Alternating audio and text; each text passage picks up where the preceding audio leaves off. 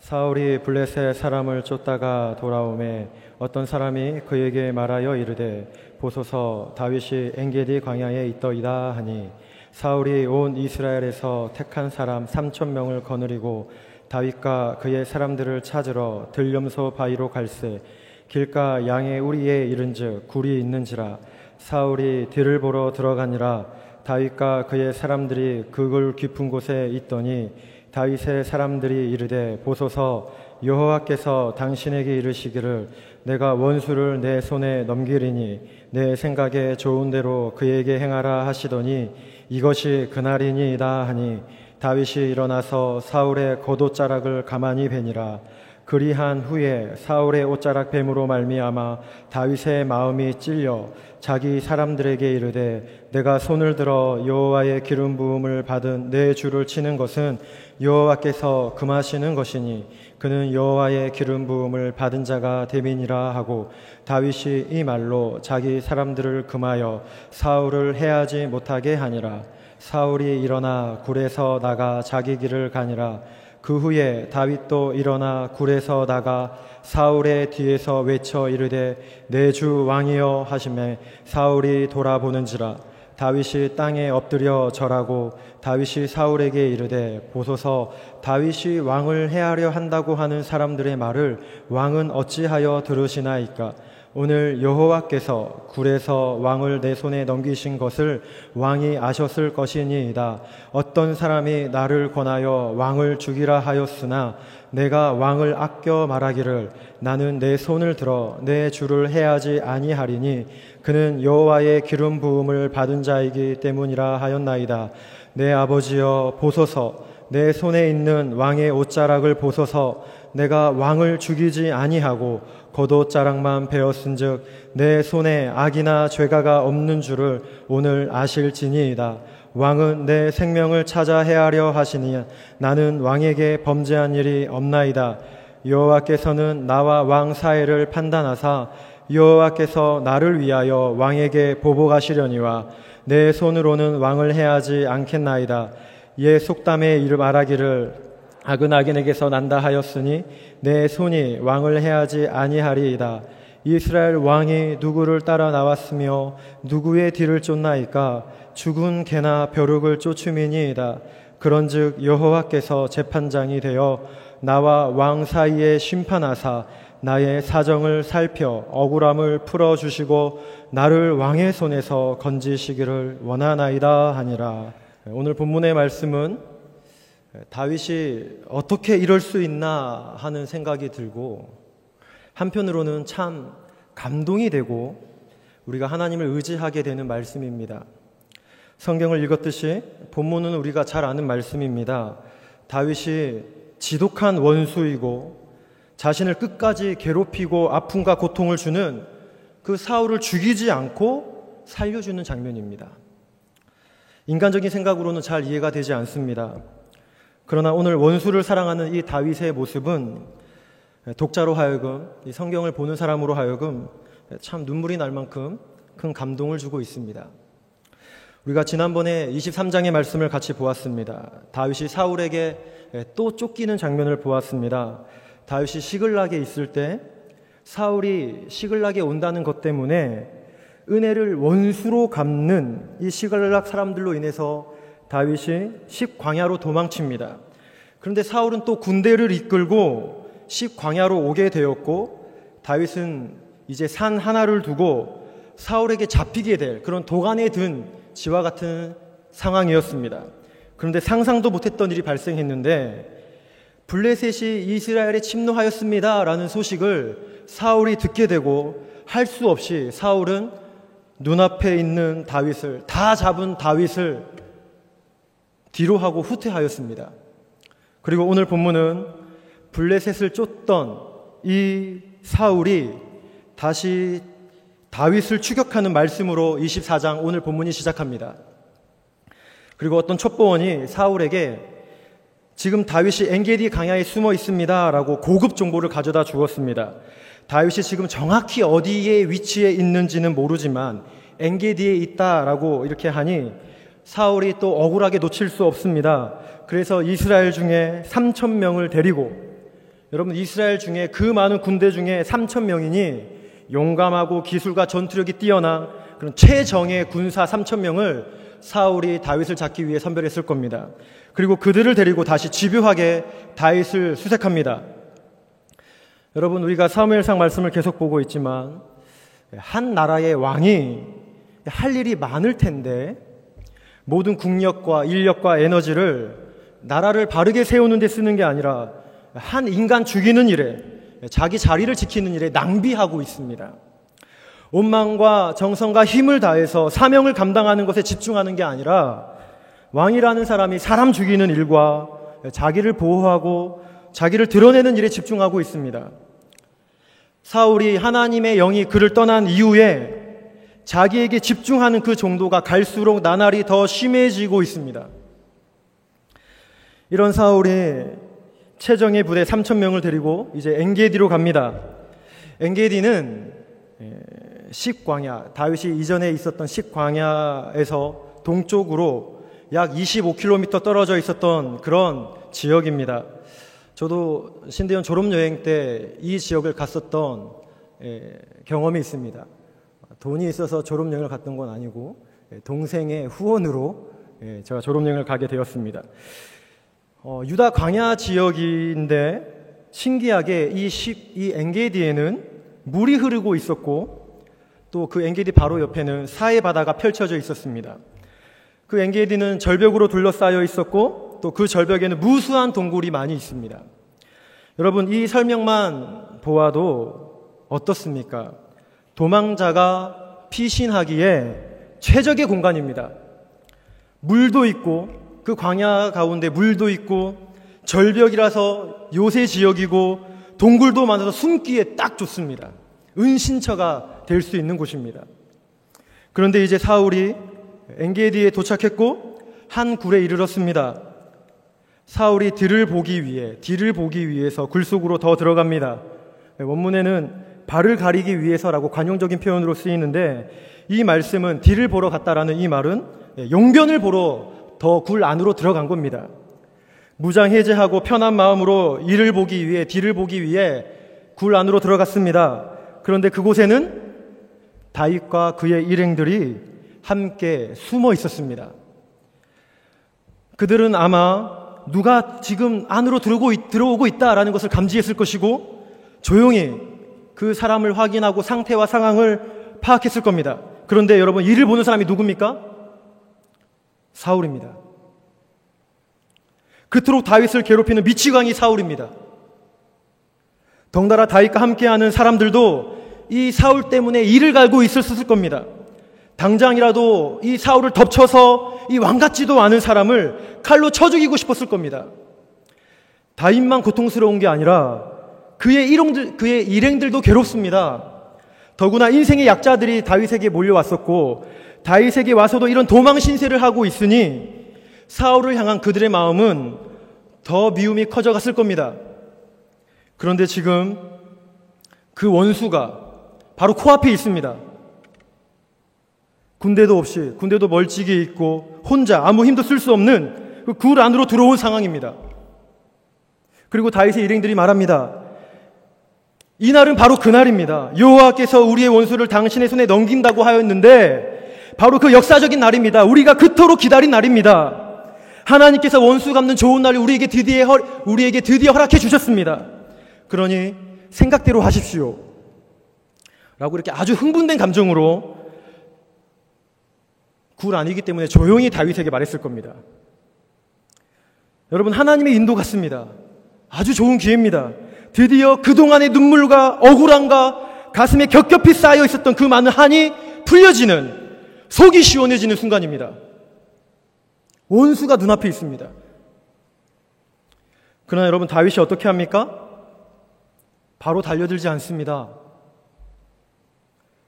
이것이 하나님의 기회야. 역시 하나님은 나를 사랑하셔. 하나님은 내 편이야. 이렇게 말하며 사울을 향해 칼을 들지 않습니다. 사울을 죽일 수 있는 절호의 기회를, 하나님이 예전에 나에게 말씀하셨던 그 소중한 찬스, 이제 여기에서 이루어지는구나 하며 사울에게 달려들지 않습니다. 여러분, 오늘 이 순간에 다윗이 달려들어서 죽여도 될 것 같습니다.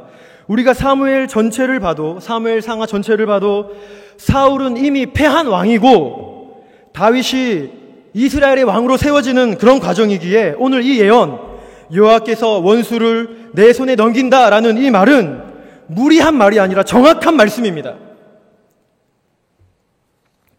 그러나 다윗이 이 하나님의 말씀을 자기를 위해서 이기적으로 해석하지 않습니다. 여러분, 이전에 보면 사울은 다윗이 뭔가 문빗장이 있어서 도망갈 수 없는 그 그일라에 있을 때에 사울은 하나님이 다윗을 내 손에 넘기셨다라고 이렇게 아주 기뻐하며 하나님을 자기 편으로 만드는 장면을 우리가 보았습니다. 그런데 오늘 다윗은 이 원수를 다윗에 넘긴다는 말씀이 정확한 이런 예언임에도 불구하고 오늘 사울처럼 이기적으로 해석하지 않습니다. 그리고 다윗의 일행들이 원하는 것처럼 사울을 죽이는 기회다라고 생각하지 않습니다. 여러분, 다윗이 하나님의 뜻을 이루어가는 과정에서 말씀을 아주 아전인수격으로 그렇게 해석하고 자기를 위해 이용하지 않고 오늘 아주 지혜롭게 행동하고 하나님의 뜻에 합당하게 행동하고 있습니다. 여러분, 잘 보시기 바랍니다. 이미 사울은 하나님의 영이 떠난 그런 왕이고 그는 형식상 이스라엘의 왕일 뿐입니다. 진정한 하나님의 왕은 다윗이고 그는 이스라엘의 왕으로 준비되어져 가고 있습니다. 그리고 이 원수를 너의 손에 넘기겠다라는 이 말씀은 정확한 하나님의 예언이고 말씀입니다. 그러면 여러분, 오늘 이 순간, 이 찬스, 이 조로의 기회에 그동안 도망만 다녀왔는데 다윗이 드디어 이 말씀이 오늘 나에게 성취되는구나 라고 생각하고 사울을 내리칠 수 있습니다. 더구나 옆에 있는 동역자들이 하나님의 뜻입니다 라고 부추기고 있습니다. 그러나 다윗이 자기 뜻대로 해석하지 않습니다. 바로 사울을 죽이고 그가 왕이 될 수도 있었겠지만 그렇게 결과론적으로 자기 뜻에 맞게 해석하지 않습니다. 오히려 지혜롭게 행동하고 하나님의 뜻에 맞게 순종하고 있습니다. 행동 하나하나 자기를 위해 감정대로 하지 않고 하나님의 목적에 맡기고 그가 움직이고 있습니다. 행동 하나하나까지. 성도 여러분, 만약에 다윗이 여기서 이건 하나님의 뜻이야, 하나님이 우리에게 주신 기회야 라고 이렇게 생각하고 단번에 무방비 상태에 있었던 사울을 내리쳤다고 생각해 보십시오. 어떻게 됐을까요? 바로 왕이 되었을까요? 네, 하나님이 약속하셨으니 왕은 되었을 겁니다. 그러나 왕으로 세워져 가는 그 과정에서 하나님의 영광을 가리고 거룩한 하나님의 목적이 훼손되었을 겁니다. 그가 왕은 되었겠지만 그 과정에서 일반인들에게 비춰졌을 다윗의 모습은 은혜롭지 않았을 겁니다. 그가 다윗이 일보고 있는 왕을 죽이고 왕위를 차지하였다라는 그런 비난을 들었을 것이고 정당하고 합법적인 절차에 의해서 왕이 된 게 아니라 쿠데타다라는 이런 불명예를 져야 했을 겁니다. 게다가 여러분, 아직도 사울을 따르고 있는 군대가 너무나 많이 있습니다. 그런데 이렇게 사울을 죽이고 왕위에 오르려고 할 경우에 분명히 내전도 일어났을 겁니다. 또한 내막을 잘 모르는 백성들은 아무리 그래도 다윗이 장인 어른이기도 한 왕을, 사울을 그렇게 죽일 수 있냐라고 하면서 다윗으로 하여금 마음이 돌아서는 그런 백성들도 더 많아졌을 겁니다. 이렇듯 여러분, 다윗이 오늘 죽일 수도 있었겠지만 이 하나님의 예언, 하나님의 말씀을 자기 욕심대로 해석해서 실천하지 않습니다. 만약에 그렇게 했다면 왕은 되었겠지만 엄청난 대가를 치르면서 왕이 되었을 것이고 그에게는 다윗은 왕을 죽이고 왕이 된 사람이다라는 그런 평생 불명예스러운 꼬리표가 그의 평생에 따라다녔을 겁니다. 그러나 여러분 어떻습니까? 다윗이 어리석게 행동하지 않고 말씀을 자신의 목적을 위해 이용하지 않습니다. 지혜롭게 행동하고 하나님의 뜻에 맞게 모든 과정을 하나하나 밟아가고 있습니다. 그의 마음은 당장이라도 죽이고 싶었을 겁니다. 그러나 하나님의 영광을 생각합니다. 자기의 이익보다 하나님의 이름을 더 소중히 여기고 있습니다. 행동 하나하나 그 모든 과정을 하나님의 마음에 맞추어서 걸어가고 있습니다. 성도 여러분, 우리에게도 하나님의 말씀을 왜곡할 수 있는 여러 상황이 있습니다. 그러나 여러분, 그때마다 자기의 이익과 목적을 생각하는 것이 아니라 여러분, 하나님의 영광을 먼저 생각하시고 하나님의 이름을 더 소중히 여기시기를 바랍니다. 그리고 이 행동 하나, 이 과정 하나, 이것도 하나님의 마음에 부합하고 있는지 그것을 점검하면서 여러분, 하나님의 뜻을 아름답게 이루어 가시는 그런 교회와 성도가 되기를 바랍니다. 여러분, 이어서 말씀을 또 보게 되면 오늘 다윗의 일행들이 사울을 죽이고자 하죠. 그리고 다윗을 부추기고 있습니다. 사울을 향해 원수라고 합니다. 사울은 당신의 원수입니다. 우리의 원수입니다. 라고 생각합니다. 그러나 다윗은 그렇게 말하지 않습니다. 그는 하나님께 기름 부음 받은 자입니다. 내 주인입니다. 라고 말합니다. 그 지독한 원수를 향해서 원수라는 표현을 하나도 안 씁니다. 기름 부음 받은 자이고 내 주인입니다. 라고 말합니다. 여러분, 누가 봐도 원수입니다. 지독한 원수입니다. 사울이 내 대적자요, 내 원수요, 내 핍박자가 절대 아닙니다. 라고 이렇게 누가 말해도 아무도 안 믿습니다. 사울은 원수가 맞습니다. 100%입니다. 그런데 다윗은 사울은 원수 이전에 그가 하나님께 기름 부음 받은 자라고 합니다. 그리고 다윗은 사울을 죽이지 않고 그의 옷자락만 뱁니다. 그런데 여러분, 다윗이 옷자랑 벤 것마저 아파합니다. 아주 당당하게 죽일 수 있고 그게 공평하고 의로워 보이는데 옷자락 벤 것마저 너무 마음 아파하면서 죄스러워하고 있습니다. 여러분, 그에 비해 우리는 일상에서 참 너무나 쉽게 상대방을 공격하고 또 받은 대로 갚아주고 복수하려고 하고, 우리는 그런 성품의 사람들인데 다윗은 조그만 것도 미안해하고 죄스러워합니다. 우리는 누가 나에게 잘못하고 부당하게 하면 똑같이 갚아주고 소리치고 내 권리를 요구하고 말로 쉽게 상처 주는데, 다윗은 그 칼로 벤 것마저 혹시나 이게 하나님의 뜻이 아닐까 봐 조심스러워하고 있습니다. 성도 여러분, 다윗이 왜 사울을 죽이지 않았을까요? 죽였어도 됩니다. 아니, 우리는 속으로 죽였어야 했다라는 생각이 듭니다. 그러나 여러분, 다윗은 먼저 사울이 원수가 아니라 그가 하나님께 기름 부음 받은 사람이다 라고 생각합니다. 그러면 여러분, 여기서 우리가 드는 생각이 있습니다. 뭐냐면, 왕이면 기름 부음 받은 사람이기에 죽이면 안 되고 그 외에 군인들은 쉽게 죽여도 되나? 그런 생각도 드는데, 여러분, 그런 건 아닙니다. 또한 목사와 장로는 기름 부음 받은 사람에게 함부로 손대면 안 되고 일반 평신도들은 쉽게 대해도 되나? 그런 생각이 드는데, 여러분, 절대 그런 거 아닙니다. 결코 그렇지 않습니다. 그런 말씀 아닙니다. 여러분, 이 말씀은 기름 부음 받은 자은 기름 부음 받은 그런 왕과 목사에게만 해당하는 말씀이 아닙니다. 하나님의 영으로 감동받은 모든 사람에게 해당되는 말씀입니다. 생명을 대하는 자세를 보여주는 그런 말씀입니다. 그러면 여러분, 다윗이 사울은 원수이기 이전에 그가 기름 부음 받은 사람이다 라는 것 때문에 죽이지 않았다는 것을 우리가 보았고, 그러면 또 여러분, 왜 다윗은 원수를 죽이지 않고 이렇게 살려두는 겁니까? 성도 여러분, 우리가 사무엘상을 계속 지금 진행해 가고 있는데 다윗이 도망자로 그 광야에서 험난한 시절을 보내고 있습니다. 다윗이 그 광야 생활 동안 하나님을 깊이 만납니다. 그 도망자로 쫓겨다니는 동안 분노의 칼을 갈고 복수의 마음으로 살지 않았습니다. 분노의 마음으로 복수의 칼을 갈면서 살았다면 사울을 보자마자 죽였을 겁니다. 그러나 그 광야에서, 그 인생의 고난 속에서 오히려 하나님을 깊이 만납니다. 버려진 것 같고 쫓겨다녀도 인생의 원망만 가득해지는 게 당연한 그 순간에도 오히려 깊이 하나님을 만납니다. 하나님을 향해 원망하는 게 당연해 보이는데, 그는 그 속에서도 하나님이 이 우주의 주인이고 이 세상은 진리가 다스리고 있고 고난 속에서도 하나님은 자신을 보호하고 있다라는 것을 그는 체험하고 경험합니다.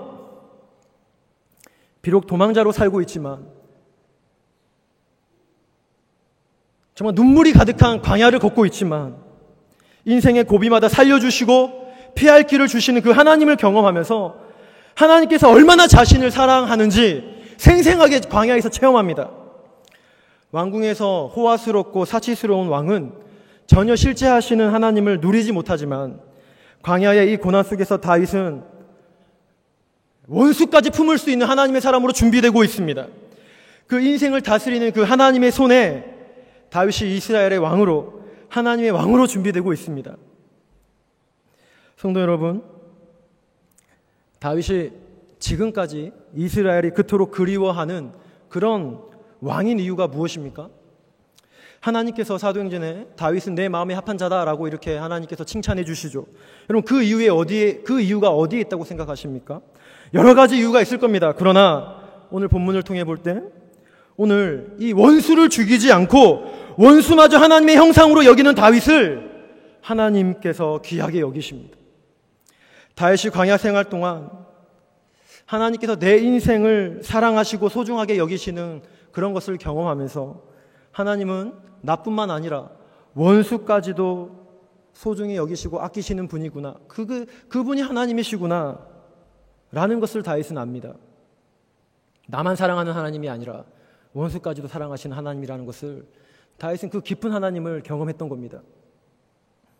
성도 여러분, 다윗이 원수까지 사랑하는 신앙의 사람이 되었습니다. 여러분, 우리가 자라가야 하고 우리가 도달해야 될 믿음의 성숙입니다. 성도 여러분, 우리 예수님께서도 원수까지 사랑하라고 하셨습니다. 원수를 미워하라 하지 않으셨고 그 사람까지 소중하게 여기라, 원수를 위해서 기도해 주라고 하셨습니다. 원수에게 똑같이 악으로 갚지 말라고 하셨습니다. 오히려 원수를 위해서 기도하고 그 원수가 하나님께 돌아오고 잘 되기를 기도하라고 하셨습니다. 주 안에 사랑하는 성도 여러분, 오늘 다윗이 사울을 살려주는 이 장면을 보면서 여러분, 다윗이 마지못해 참 억울해하면서 짜증내면서 사울을 살려줬을까요? 그렇지 않습니다. 다윗은 하나님의 마음으로 용서해 주었습니다. 그리고 하나님께서 모든 것을 판단하시고 하나님께서 선하게 인도해 주실 것이다 라는 믿음으로 그렇게 할 수 있었습니다. 자신의 인간적인 생각을 내려놓고 하나님의 마음을 품고 하나님께 모든 것을 다 맡길 수 있었기 때문에 그는 원수까지 품을 수 있었습니다. 성도 여러분, 이 땅을 사는 동안 우리에게도 아픔을 주고 우리에게도 고통을 주는 사람이 있습니다. 멀리 있지 않습니다. 대부분 우리 가까이에 있습니다. 내 인생을 망치는 것 같고 내 미래를 방해하는 것처럼만 보이는 그런 꼴도 보기 싫은 사람들이 있습니다.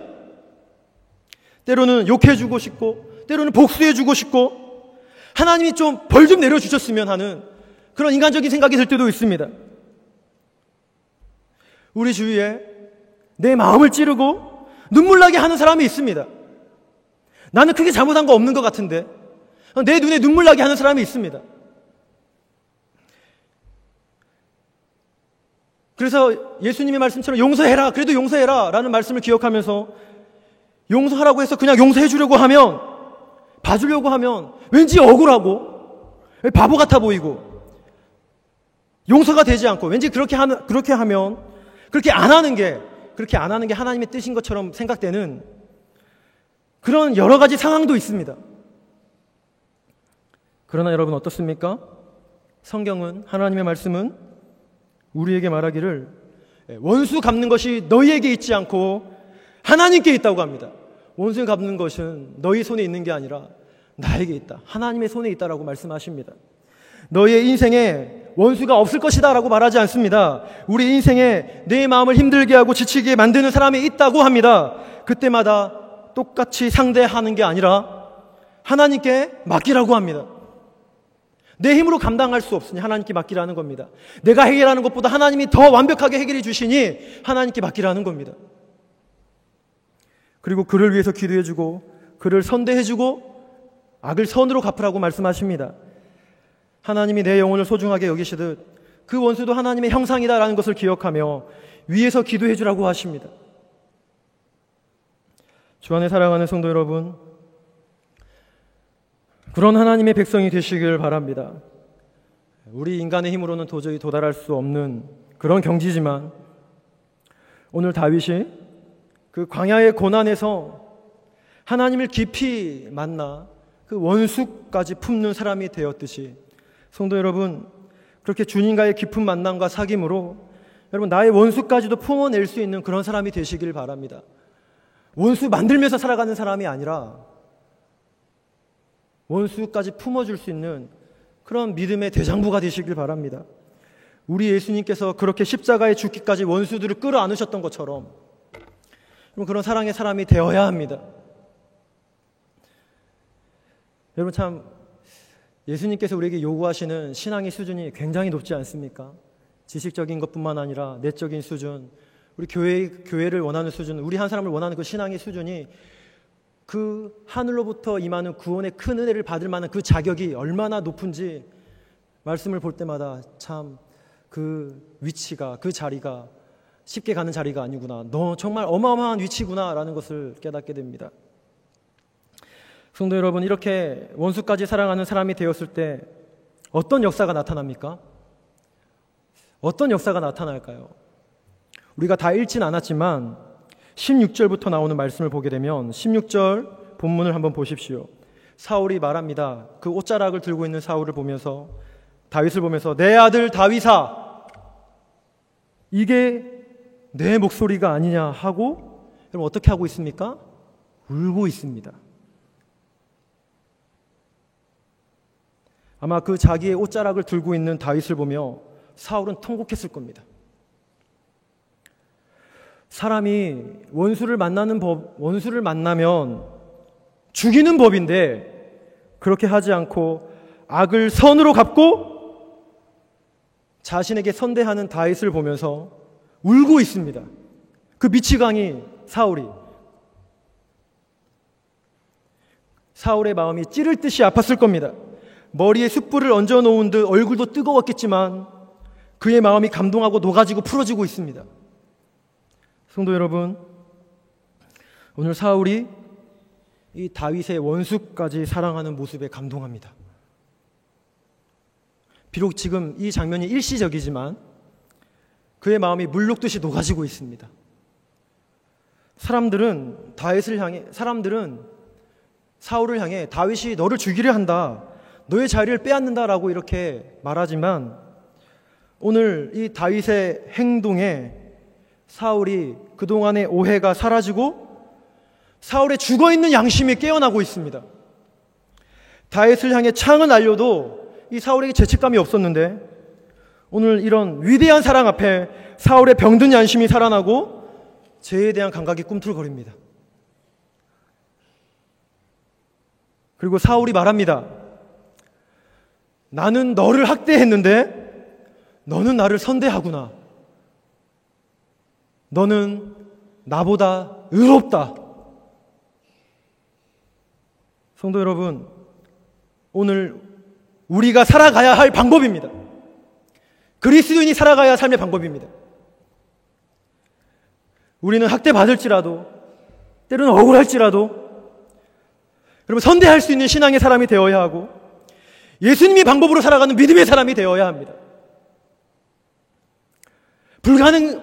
내가 아무런 말을 해도 돌이킬 것 같지 않은 불가능한 것처럼 보이는 사람이라 할지라도 하나님은 그 사람도 소중하게 여기시니 이렇게 다윗같이 용서할 수 있는 사람이 되어야 합니다.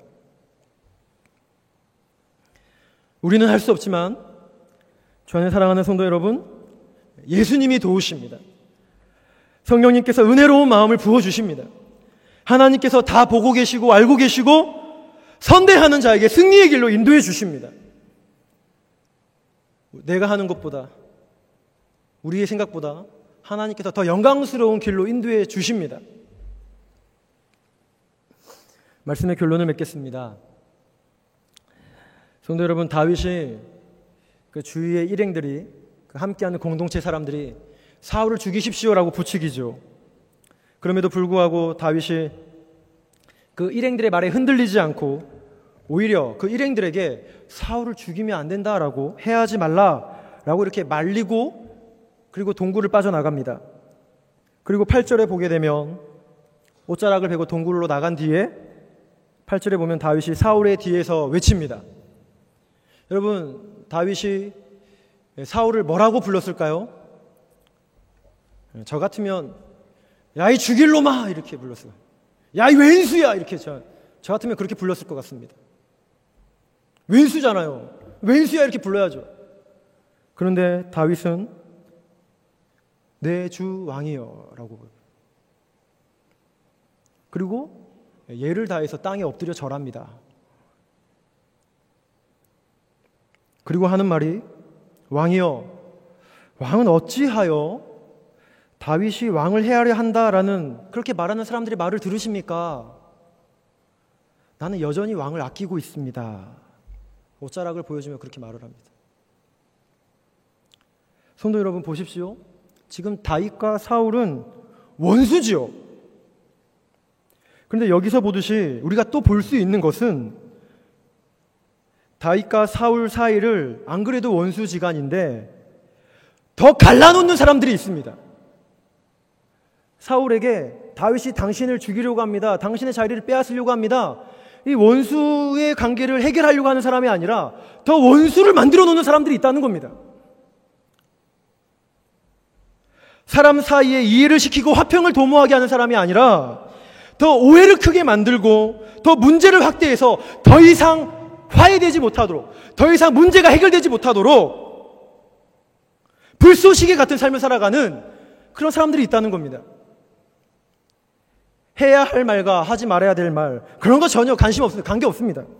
그냥 서로 원수 만드는 게 목적입니다. 원수 만드는 게 목적이고 더 헤어지게 만들고 더 이상 하나 되지 못하는 게 목적으로 살아가는 그런 사람이 있습니다. 아마 그런 사람들은 본인도 원수를 만들며 살아가는 사람들일 겁니다. 무조건 자신의 위치를 위해, 자기의 이익을 위해 원수를 만들며 살아가는 사람이 있습니다. 여러분 어떻습니까? 여러분은 원수를 만들며 살아가고 있습니까? 아니면 또 이렇게 더 원수가 되게 만들면서 이렇게 이간질적으로 그렇게 혹시나 행한 적은 없습니까? 끝으로 성도 여러분, 원수를 사랑하는 다윗, 여러분 우리 인생의 원수, 참 힘들어, 내가 힘든 사람, 감당하기 힘든 사람 누구나 한 명쯤은 다 있습니다. 가정마다 아픔도 있고 사람들마다 내 인생과 미래를 방해하는 참 힘들게 하는 사람이 있습니다. 때로는 정말 상종하기 싫을 정도의 그런 느낌이 들 정도의 사람도 있습니다. 어쩌면 치가 떨리는 사기를 당했거나 그런 일을 당했다면 정말 치가 떨릴 정도로 그런 사람도 있을지 모르겠습니다.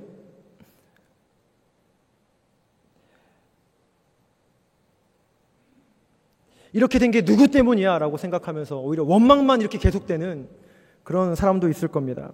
그러나 성도 여러분, 원수 갚는 것은 나에게 있지 않습니다.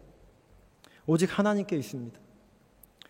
그러니 여러분, 때로는 눈물이 나고 또 용서하면 손해보는 것 같고 가슴에 한이 맺히는 것 같아도 성도 여러분, 예수님의 방법으로 우리가 같이 살아가기를 바랍니다. 그럴 때 주님께서 위로해 주시고 하늘의 기쁨을 주시고 그렇게 예수님의 방법으로 살아가는 사람을 주님께서 더 위대한 하나님의 사람으로 세우실 줄 믿습니다. 여러분, 다윗을 보십시오. 다윗이 여기서 원수를 죽이고 왕이 되었다면 그걸로 끝입니다. 그걸로 끝입니다.